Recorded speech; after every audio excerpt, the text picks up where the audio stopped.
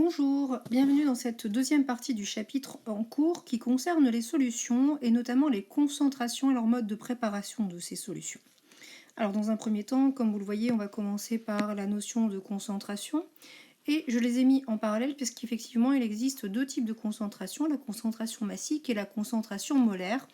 Donc dans les intitulés des questions, vous verrez être attentif s'il s'agit d'une concentration massique ou une concentration molaire. Pour info, la concentration massique est parfois appelée aussi taux massique. Vous le verrez dans la fiche des exercices que je vous joindrai à ce chapitre. Alors, qu'est-ce que la concentration massique?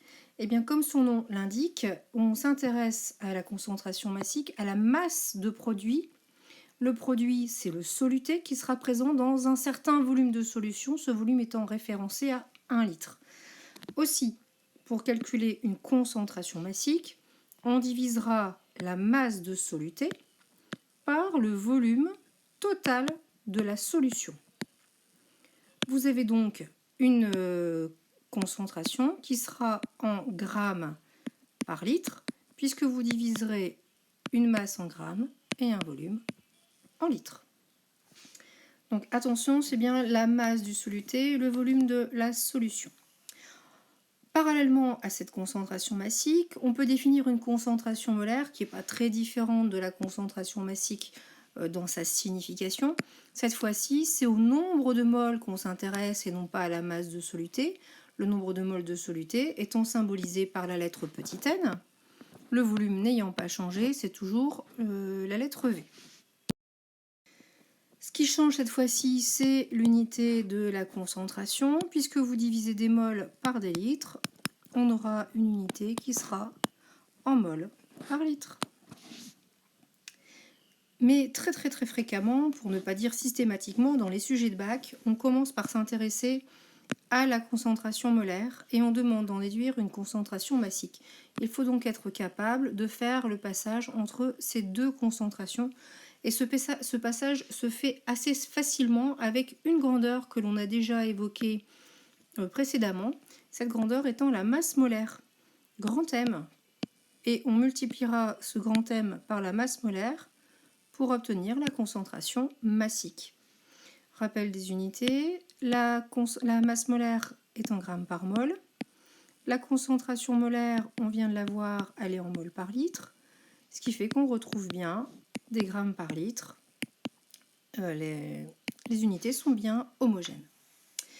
Voilà pour ces rappels de cours. Donc, si on résume, vous devez connaître la notion de concentration massique par rapport à la concentration molaire avec les deux formules, mais ce n'est pas la seule façon que l'on a de calculer la concentration massique ou la concentration molaire. On peut aussi passer de l'une à l'autre par cette formule. Évidemment que cette formule-là sera convertible en C molaire égale. Vous mettez pause et vous vérifiez ensuite si vous avez su la convertir. Voilà, j'espère que vous aviez trouvé ça. Sinon, n'oubliez pas la technique du 5 égale 10 divisé par 2, qu'on retrouve ici en disant que 10, c'était 5 fois 2, ou plutôt 2 fois 5 ici.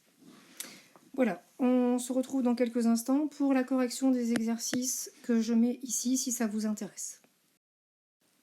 On se retrouve pour la correction de l'exercice 9. J'ai noté déjà ce que l'on connaissait, c'est-à-dire le volume, le soluté et la concentration souhaitée. La première question demande de trouver la concentration massique. Alors, quand on a une concentration molaire, un volume, qu'on cherche une concentration massique, il n'y a pas de lien direct entre tout ça, mais il y a un lien direct entre ces deux-là, qui est la relation qui donne la concentration de l'un en fonction de la concentration de l'autre avec la masse molaire. Cette relation est à connaître sur le bout des doigts. Ici, on cherche le premier terme. Il va nous falloir calculer celui-ci étant connu. Donc voici pour la masse molaire, en respectant cette rédaction en 3 étapes. La première avec les masses molaires en écriture littérale. On remplace avec les valeurs qui sont données à la fin de votre livre pour 158 grammes par mol au total. Il suffit de passer à l'application numérique de la première formule qu'on avait indiquée ici, ceci représentant la masse molaire calculée précédemment, et 0,10 étant la concentration molaire indiquée dans l'exercice.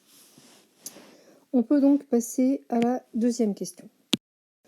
On cherche la masse de soluté. Je vous rappelle que ce qu'on vient de trouver, c'est la concentration massique. On a le volume de la solution souhaitée. Pour trouver la masse de soluté, on applique la définition de la concentration massique. Cette formule, on la convertit de manière à faire apparaître la masse de soluté. On prendra soin de vérifier les unités. Celle-ci étant en grammes par litre, le volume devra être en litres, ce qui est bien le cas ici, mais attention, si le volume vous est donné en millilitres, de ne pas oublier de convertir. Voilà pour l'application numérique. Si vous avez des questions, n'oubliez pas de les noter afin de les reposer en cours.